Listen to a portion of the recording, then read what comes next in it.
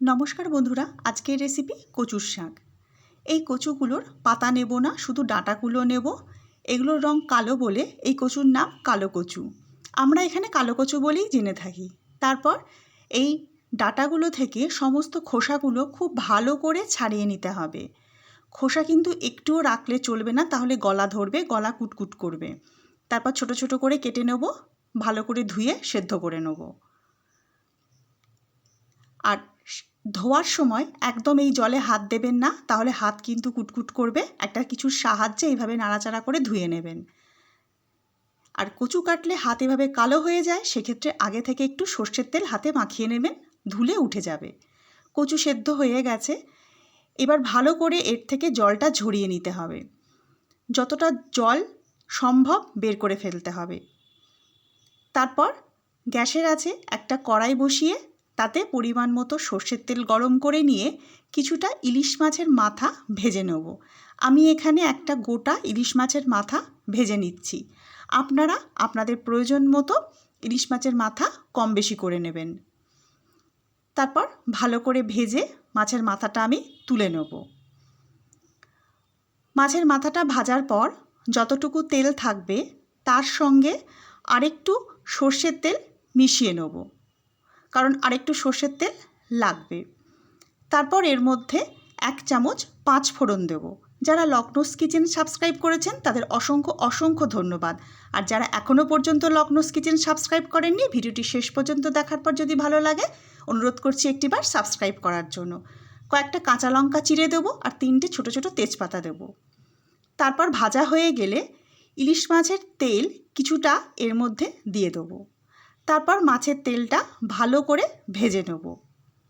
খুব ভালো করে কিন্তু মাছের এই তেলটা ভেজে নিতে হবে, নইলে একটা অন্যরকম গন্ধ বেরোবে।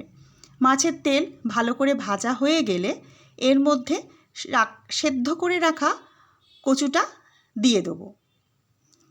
যতটা এর থেকে জল বের করা সম্ভব আগে থেকে বের করে নিয়েছি, কিন্তু এখনও এই কচুর মধ্যে অনেক জল আছে।